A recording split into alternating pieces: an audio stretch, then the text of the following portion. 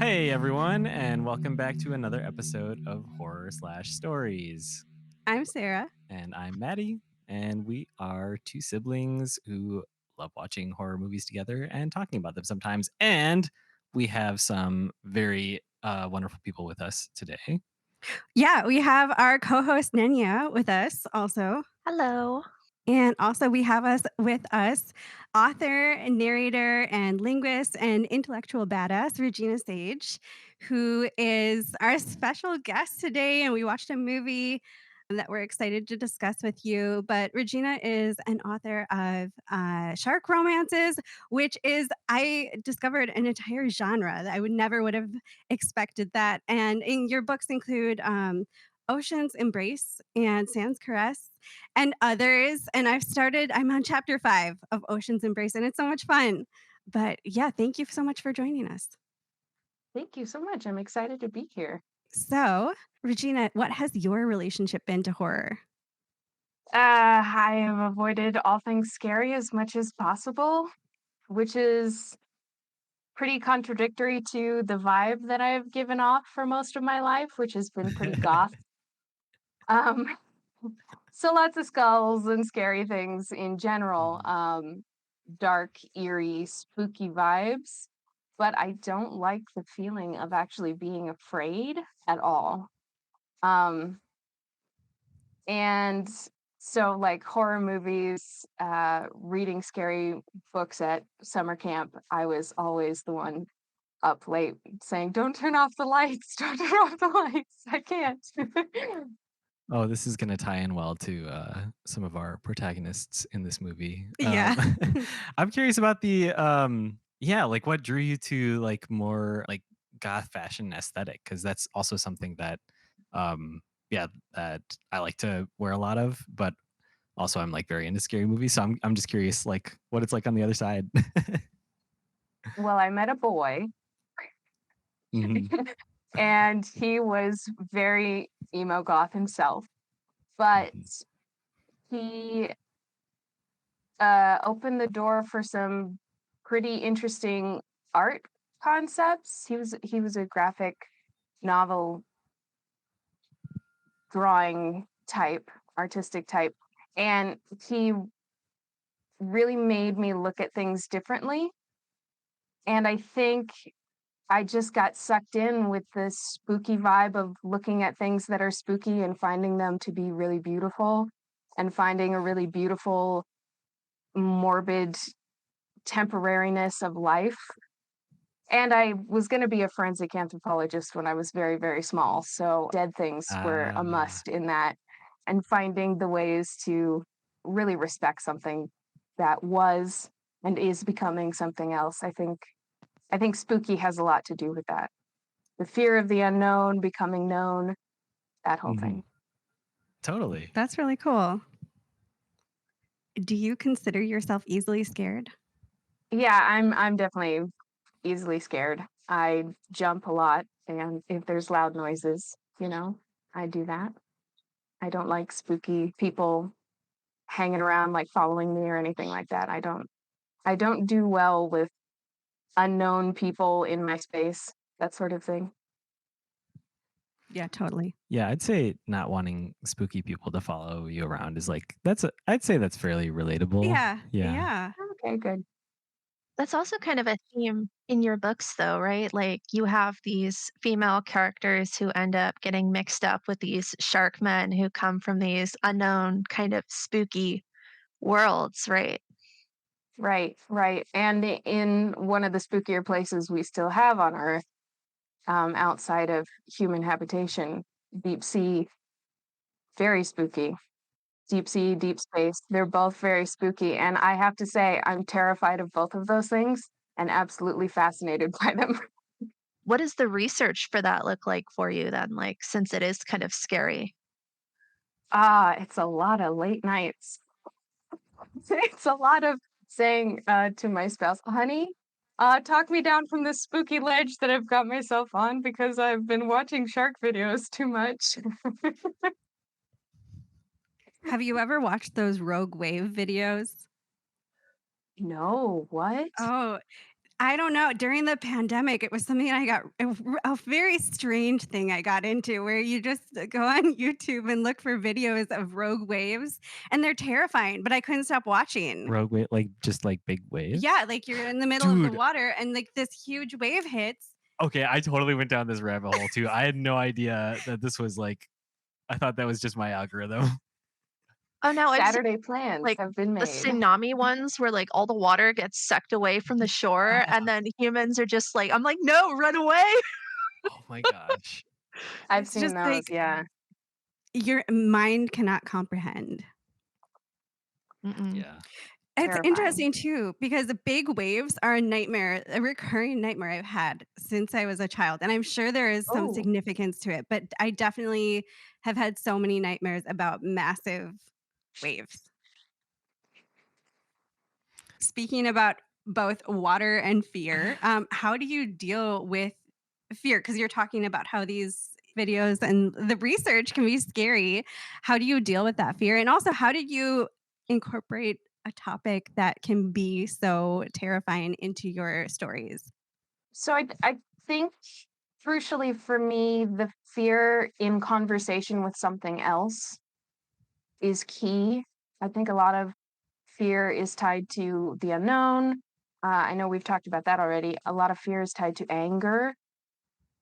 If I can put it in conversation with something else and I can continually reframe it and reprocess it, it looks a lot less like fear and looks more like a tangible thing I can deal with, if that makes any Mm, sense. mm, Mhm. mhm. And especially if I'm putting it in the context of something that I really enjoy, like romance novels, it's a lot easier to process fear when you know it's going to work out. And that was actually a thing that I learned from Raise the Blood and Little Deaths. I was like, I don't know if I can handle this. This is spooky. But I trusted that everything would work out, and it did. And that was a major turning point in the way I process fear, I think, for sure. But certainly recontextualizing fear is the main way that I work through that. I love hearing all the different ways that people process fear because it's so different, but there are also so many similarities. And I think that's one thing we've heard from several people who have been on the show so far, both with regards to romance and with regards to horror, that having that certainty in the conclusion of the movie, like the adherence to these tropes, these genre norms, it's really reassuring, like, having that structure that you can rely on, that happy ending you can rely on, or that catharsis at the end of a horror movie that you can rely on, like, is really reassuring. I agree. Okay, should we talk about the movie? Yes. Um, Regina, are you interested in doing the 60-second summary or giving it a shot? Otherwise, we will flip a coin. I will gladly give it a shot. Just say when. And I don't think we've said what the movie is, which I kind of like. Hey. let's Oh, let's yeah, not let's not let's say not say what the what the movie movie is is. until after the summary. Okay, we're gonna say mark set go, and then we'll start the timer Okay. as is tradition. All right. Okay. On your mark, get set, go. Okay, so the gang is like doing a thing and then they are like gonna break up and then they actually do break up and I didn't think they were gonna break up but they did break up and then like years pass and then they have to like all wind up back at this island together and are having to actually work together again even though they sort of secretly hate each other but they kind of don't actually hate each other because they still like love each other. Their friends don't quit. And then they discover there's this huge plot of sort of arcane stuff, and the villain is not a human this time. It is a tiny puppy dog in an animatronics outfit, and I'm not sure what that means. But anyway, friends don't quit, and they save the day, and they get back together again. How'd I do? You have 10 seconds left if there's anything else you want to say. Oh, what? 5 seconds. Oh, Mr. Bean's in it. That was What a button. amazing. Oh my gosh, What that a was button on that. perfect. 10 Could out of not have 10. been Oh my god. better. Right in time. Yes. Okay, you nailed that. You absolutely Uh, nailed it. if anybody hasn't guessed by now who's listening, the movie is, of course, the just absolutely iconic live action Scooby Doo movie from 2000, what? 2002. 2002. Yeah. A millennial favorite. You can really feel the 2002 in every Oh, frame of that yes. movie. You really can. Yes. It's like I can almost smell the hair gel on the spikes. Oh, mm-hmm. The Axe body spray. The Yeah. Axe body That lip spray. gloss, that waxy lip gloss smell. Oh my god, With yes. Birthday the cake and, like, cheap crayons. Ooh, the yeah. Abercrombie music as you walk by the mall.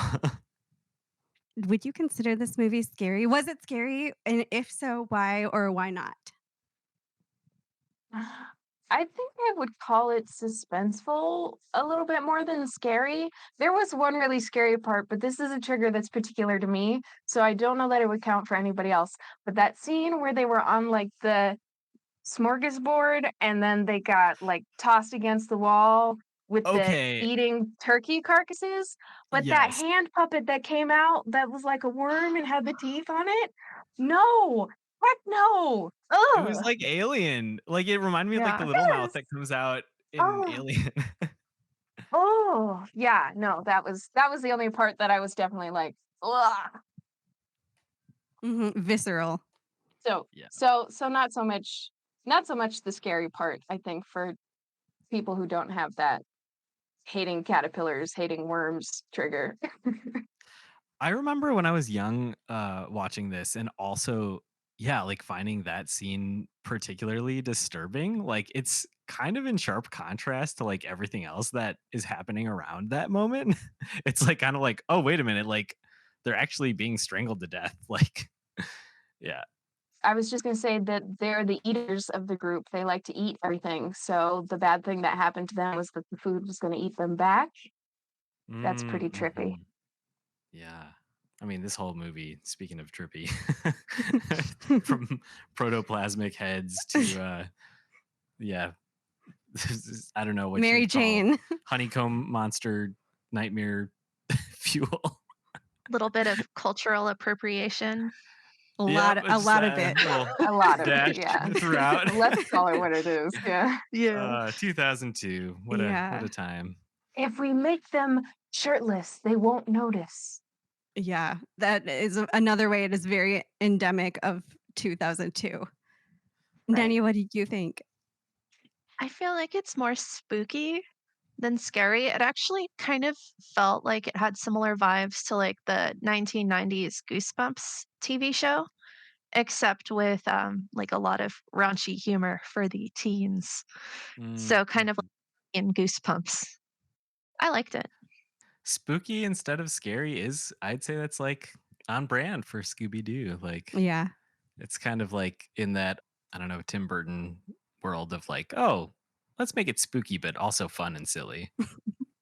Kinda like cozy Yeah, horror. cozy. Right. I like cozy Cozy. horror. Cozy Yeah. horror, Uh-huh. yeah. That's cute. Did you either of you watch Scooby Doo as a kid? Oh, yeah. Yeah. Yeah, I did, and a lot of the offshoots as well, like the one where they, like, collabed with other Mm, franchises. I think there was, like, a Globetrotters and a Addams Family yeah. Oh my crossover, like, gosh. I watched all of Yeah, them. I think it was one of our favorites when we were growing up. Oh my gosh, I yeah. remember watching it on VHS in the car. Like, we had like a tiny Oh little my god. portable TV. Am I inventing this memory? Did this happen? No, I think we did. Okay. Yeah, we had a little tiny portable Uh-huh. TV It's too. so Yeah. funny. I did too. They were Yeah. so small, but also so big compared to a phone. Right. Wild. Okay, Maddie, did you think it's scary? I I gotta be honest. I don't think that I would call this scary. Shocker. Um, but I mean, like, that being said though, like, there were some, like, like the food scene that did pop out, and I'm not sure if that just like haunts me from my childhood. Um, what was the other there's like another scene that I was thinking of. I don't know, like there's a little there's a little bit of gaslighting in this movie. That's kind of scary. That is such a trope. That is a real horror movie trope, gaslighting. Yeah. But no, no, silly and fun more so than scary and spooky, of course, spooky. Yeah, I thought it was I would agree with spooky just because it had those, what do you call paranormal elements, and it had that goth vibe. It even had the goth castle. Would totally live there. What is it? The skull, disco skull. Disco skull, We yes. love the We disco love the skull. disco skull. Um, I'm wondering, like, thematically, if how it translates to horror because you've got a group of friends who splits up. That's very horror trope. Gaslighting. No power outages, no cars not working. Yeah. Cults, Cults. Cults. possession. Hmm. Yeah. Oh, he's right Yeah, behind for you. sure. Lots of he's right Oh, behind you yeah. shots. Yeah. Oh yeah, That's that's true. classic. Yeah, so I think it has a lot of themes where you can like this can be a gateway. But I was also comparing it to Five Nights at Freddy's, of course, because Matthew Lillard is in that one Mhm. also. And that one is more recent and they're probably they're both kind of tailored towards a child audience or a kid's audience. I would say that one, if I was looking at the two of them, that one actually had some scary moments compared to this one, which I don't based on, like, my feelings, my reaction, I would didn't feel scared the way I did watching Five Nights at Freddy's. And weren't Sarah Michelle Gellar and Freddie Prinze Jr. and I Know What You Did Last Summer Ooh, together as well? weren't they married or are they married? I think they actually started dating on the set of this Oh movie my goodness. because they were friends before, and then I think they got married after. Aw. But I've Yeah, never seen that movie. I would like to see it. it's good. So, yeah, did this movie have a message? Because most of the time when we're talking about the movies on this show, they do have at least some kind of message that we can parse out. I think it did have a message, but do either of you like what do you think the film creators were trying to do or say when they said, "Let's make a live action Scooby Doo movie"? Regina first. Okay. Well, and I think the the favorite quote that you picked up on, the friends don't quit thing, was big. I also think that however the process happens, because that last plan to defeat the bad guy did not go as they had planned at all. And how many times do they actually go as planned? But somehow it always works out. Mhm. I think that's a very hopeful message. Maybe one that we really need right now is that we need friends. We need the people who stick by us. And no matter how messy it gets, we can work out. We can make it all work out. It's so true, and I love that they really were there for each other, and they said, "I'm not gonna leave you behind. Like, this is scary. This is forcing me to confront a very real fear and a very real danger in the context of the movie, but friends don't quit." friends don't quit. Okay, like, Friends don't yeah, quit. as corny and 2002 and just absolutely unhinged this movie is, there's something about just like the dynamic between the characters that actually I find very uplifting and heartwarming. Like the scene where they're carrying Scooby to the pit of doom or whatever, and he's like, "Scooby, who's your best bud?" He's like, "Reggie." And then he's like, "And who's my best bud?" And he's like, "Scooby Doo." I'm like, why does that actually make me feel like real teary vibes? Like it's so cute. Oh man. It kinda seems like it builds off of our like, if you grew up watching this TV show as a child, as I think so many generations of people have, you already have this emotional connection to the characters, so when you hear them say stuff like that, you're like, They are best It's like, buds. yeah, that's right. They are best friends. They do eat Scooby snacks. Nania, do you have anything you wanted to add? Oh gosh, you both had such good and wholesome takes. Hard to follow that. Let's have an unwholesome take. An Yeah. unwholesome take, oh man. Very on brand for me though. Guess I do feel like it's kind of paying homage to and also critiquing like aughts party culture and maybe like how vapid and superficial it was. Cause I remember growing up in that culture, like the red solo cup and like four loco and like appearances are everything. And so I feel like you go to like this fake horror themed island where the people are actually fake because they've all been like body snatched, and like you have this group of like investigators where usually the villains that they catch are like fake, and then like suddenly like everything's real and visceral and in your face. I feel like it's quite the subversion of like that sort of trope and culture, and I liked it. Yeah. Also, oh my gosh, just to add on to that, like, okay, so like Mystery Inc., I think it's fair to say that like they're hippies, right? Like in the original production of the show, like with Casey Kasem as Shaggy. And to have the villain's propaganda video be like a 1950s style, like good kids do this and bad kids do that. Like let's run that again how it should have been. Like honestly, that's kind of a deep cut. That's kind of a deep Yeah. Yeah. cut into hippie culture. Narc culture. Yeah. Narc Yeah. Yeah. culture. It's like, yeah, it's just the man trying to make my dad do his homework or whatever. Do you have a favorite part of the movie or like a most memorable part? I really love that. I think they really did nail all of the Scooby Doo marks. Like the hallway chase scenes and like Yeah. the running in the air and Yeah. yeah. The dog walking on the tiptoes. Oh my god, Sorry. yes. Yeah, totally. Oh no, no, absolutely. Yeah, like I think when I first watched this, it really bothered me that when they all run out the window, Scooby is the only one that's like running in the air. With like that sound. And like I get it, he's the only animated character that they can do that with, but I just remember being a kid and being like, this is inconsistent in the way that it's being presented to me. And I'm kind of upset about it. And now that I'm like older, I'm like, I love this. I love everything about this. That's all. I love it. When Scooby encountered the demon creature in the little there was the hamburgers this way sign and he went off away from the group and Mhm. he encountered the bad guy for like one of the demon minion peoples for the first time and no one believed him and my brain is just stuck on this dog who cried wolf thing. I mean he told everyone this is a problem and nobody believed him and said you know and my brain is just fixated on Yeah. that. Yeah. I don't know why but I maybe it'll come And to nobody me. ever apologized for it either. Yeah. Yeah.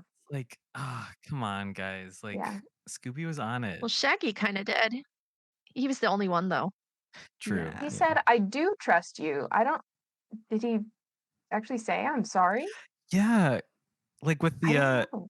we had like the "I told you so" moment, like when it turned out that Mary Jane Yeah. was a monster. Like he's like, "I told you so," but yeah, I don't know if there was an actual sorry, and like, Oh, ah, that's gonna bother me now. yeah. But I guess that is like in the character of the show. Like I feel like that'll happen a lot where Scooby and Shaggy will see a monster and the gang will just be like, "Don't be silly, you guys," and like they're literally seeing ghosts running around and stuff, or suits of armor moving. Justice for Scooby. Justice for Scooby. Justice for Scooby.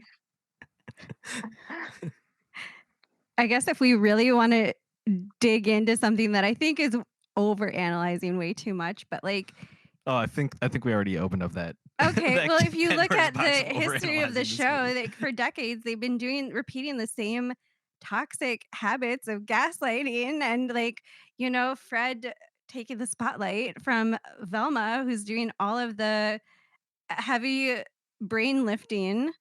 I don't know. You'd think wouldn't they, and I know throughout the course of this movie they kind of did break the cycle a little bit, but not completely. Like again, where's the apology? Where's the accountability? Justice for Velma. Justice for Justice Velma. for Velma. Also, Daphne really carried that whole final battle on her back. Like, I mean, she pretty much was the deus ex machina of this movie with her like insane karate skills. And yeah, I guess we did get like a little like Fred being like, I I mean we, which like I don't know, for a white dude in the 2002 patriarchy, it's like I guess we'll call that a win? Question mark. Growth. Growth. Fred, like, Uh, I'm a feminist, dorky chicks turn me on too. yeah. Oh my god, that line. Uh, I think my favorite moments, the plane was so funny with Scooby dressed like the grandma and, like, the Mary Jane line, like, "That's my favorite name," and that when they bond over their love of Scooby snacks, humans eating Scooby snacks. I love that, and I thought the body swap scene was a lot of fun too. Honestly, I felt like I totally bought Scooby dressed as grandma because I felt like the size of those coach seats was, like, way harder to believe than I was like, "Those look so roomy and nice," and then there's just, like, an open bar, like, I wanna be at this party. Oh my gosh, right. what are some of the other favorite moments that people had just from this movie? I know that our, Oh, our, our group chat was like blowing up. Oh, yeah, we had an excellent group chat, the 4 of us, while watching this movie. that bit where Daphne's is exploring the first room in the spooky castle, and she says, "All it needs is a brainless zombie," and then Fred walks in. Classic. That that was pretty funny. That cracked me up quite a minute.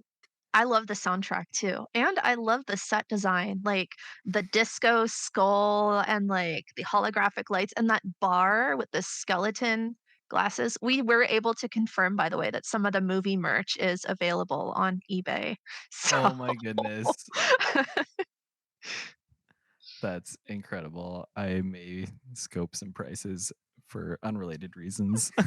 one of the lanterns was only, like, $100, so A Ooh, piece of history. dang. That'd be a really Yeah. fun story piece to have in your in your home. Would you call this a cult classic film? I don't know. I'm undecided. I think it is because I feel like it takes kind of like this snapshot piece of like culture, pop culture. And I seem to remember it doing pretty badly because it wasn't childish enough for kids, but it was like too babyish for like teenagers. So like only a certain niche audience liked it. And I think it's grown in popularity now because of like the fashion and like the Y2K nostalgia. Oh, yeah, absolutely. Yeah. Yeah, I don't know if it's like reached cult status yet, but I feel like it could. And I also feel like it was kind of I don't know, just like it kind of hit that sweet spot of memeable moments that like people in 2002 didn't really realize was going to happen. Or maybe they did. Maybe they were just like really ahead of their time. It's But so yeah, I think quotable. oh, it's so So quotable. quotable. I think I still say "yo, yo, you, yo" to my brothers and yo sisters. yo I yo love it. yo yo yo. Oh man, I think my favorite part is just like the Melvin Doo callback where he's like, "Scooby Doo? Don't you mean Melvin Doo?" It's just like they really dropped that in there just to come back to it. I don't know. That's peak. That's all I need in comedy. The casting could not have been better, in my opinion. Like, all of the main characters in the film were, like, perfectly suited to their roles. Yeah, and I thought they had really good physical acting moments between the body swapping and the soul barfing, that whole bit. I thought they did some really great physical work. Soul barfing. Oh my gosh. Yeah, especially I really liked Fred's Daft or who's the actor who plays Fred, but like Freddie Prince. Wait, isn't his Freddie Freddie Prinze Prince Jr. Jr.? Yeah. Freddie Prinze Jr. Oh yeah, just like his Daphne posturing was like I don't know, it was spot on for me. Yeah, yeah. Okay, should we rate the scariness and the overall quality of the movie? Yes. Okay. Regina, I'm going to have you go first on a scale of 1 to 10. Well, yeah, how do you feel like with 1 being it was not scary at all, 10 being I need therapy. Um, what Oh, but that's true anyway. Yay. we're in the right group. Yeah. Yes. Okay. Where would Um, you score the movie? mm, so I would say that it is a 3 or a 4 just for that one hand puppet with teeth scene. Just for that, I'd say it is a 3 or a 4 on the scary. Not super scary, much more vibes than actual fear, but that one bit just, ooh, mm, nope. And what about the overall quality of the movie? Ooh, probably a 7 or 8. I enjoyed it. Awesome. It was fun. That's a great score. Nania, what would you score it for scariness and for overall quality? I think scary, I'd give it a 2. I agree with Regina. I think that one scene with the mannequins and, like, the evil food was pretty gnarly. Um, in terms of overall quality, I think 7.5.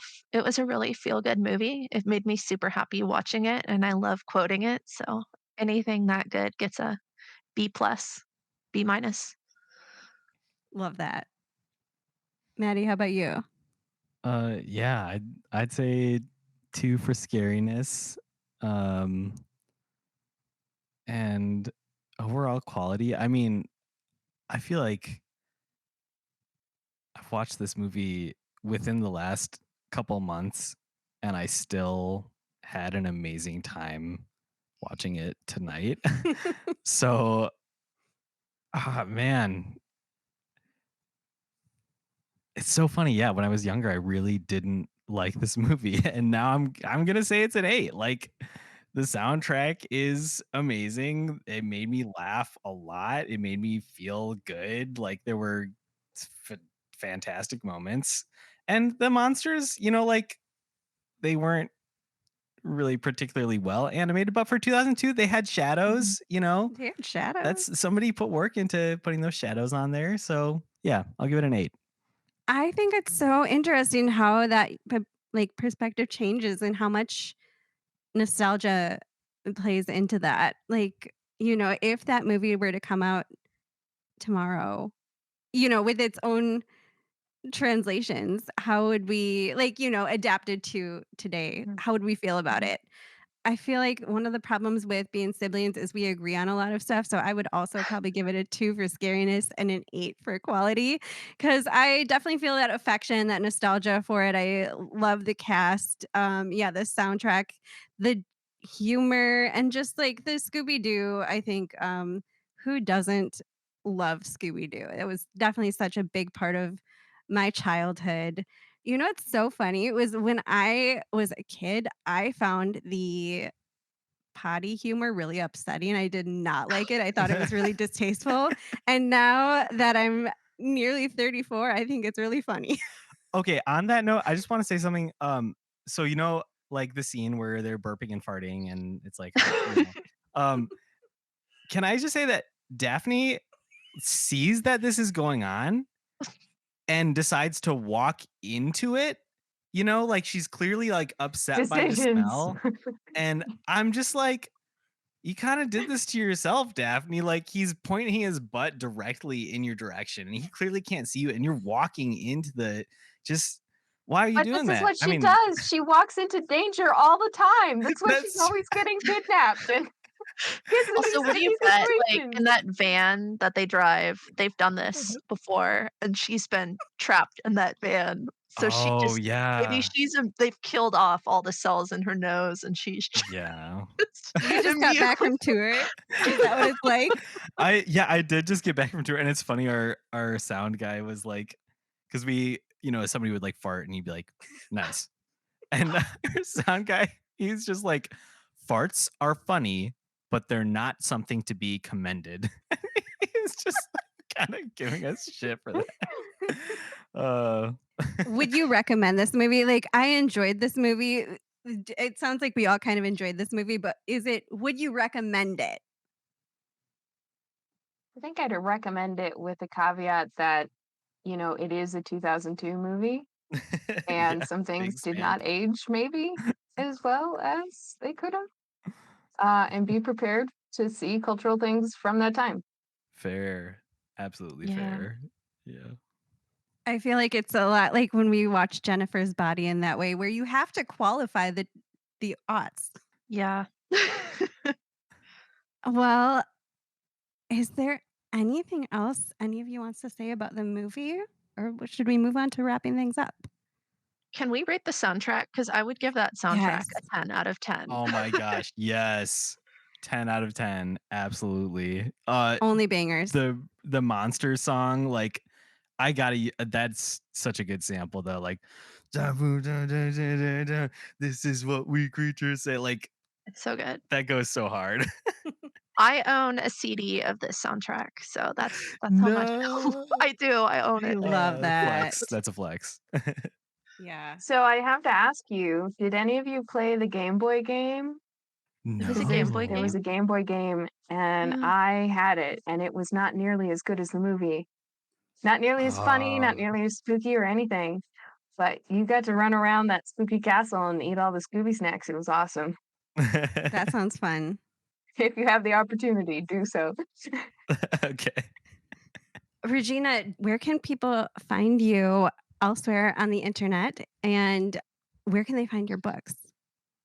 So you can find me and all of my books through bookstoread.com/Regina Sage. You can also find my Substack at reginasagebooks.substack. I'm basically Regina Sage Books everywhere for my author content. And then any narration dialect design I do through Roy Sound Action on both Instagram, Threads. I have recently deactivated my TikTok, so that one doesn't work anymore. Sorry. And on Blue Sky also. Nice. And what, like, in your opinion, if somebody was just coming to your work for the first time, is there a like particular book that you recommend they start with? Um, I know that's a very big question. no, I'd say start with the free one. Okay. Make sure you Start like with the it. free. Nice. So there's That would there's be a free Passion's sample. Power. The novella, it's really closer to a short story than a novella, but it gives you a taste of all the stuff that I do with some backstory for the story that you'll ultimately get in Ocean's Embrace, Sans Crest, Ink's Grace, onward. So that's free. Yeah. So definitely seize that opportunity. And I'm currently reading Ocean's Embrace. I'm only on chapter 5 because I'm a very slow reader, but it also has very much captured my attention and has been engaging in a way that I want to continue reading, even though I take so long. I'm just like, I'm still hooked. I want to know what happens next. And I think that That it's makes me so very like happy. I think it's very my these are my initial impressions. I think it's very beautifully written, and there's like subtle humor, and the characters are really easy to like connect to emotionally. and good imagery too. Good imagery, yeah. Mhm. Thank you for saying that. Okay, it's been so great that you have joined us tonight. I really enjoy talking to you, and it was so much fun to watch the movie together. Yeah, it was great. Thank you so much for allowing me to join. This was great. What a fun way to spend a Friday evening. Yeah, during the time we've been together, I kind of forgot about the world, just for, like, a Oh, what a treat. um, Yeah. short few hours, and now That it's was coming good. back to me. But it was I That was think a good after time. the year that was this week, this was a Yep. nice Man, I would say that's if you're feeling sad about the state of things, throw on a little Scooby Doo live action, or OG cartoon. Okay, let's Yeah. wrap up Yeah. before the existential dread, the Yes, yes. anxiety I'm not gonna. washes over me Yeah. as I start to come back to reality. It's like, when you're doing yoga and then they start having you come back to your body and just like, okay, breathe, feel the tension come back into your body. Is that what they say? No, that's not what they say. Uh, But yeah, we love everyone who has listened to this episode. Thank you for sticking with us. And if you're interested in being on this show or watching a movie or recommending us a movie, you can do that. Email horror/storiespod@gmail.com. That's all spelled out. Or find us on Instagram at the moment, horror/stories_pod. And if you felt like leaving a review or rating or subscribing, we would be ever so grateful. yeah. Comment your favorite line from Scooby Doo. Who's your favorite Scooby Doo character? What's your favorite Scooby snack? Okay. Anyways, thank you for being with us, and we love you all, and have a fantastic time. Hell yeah.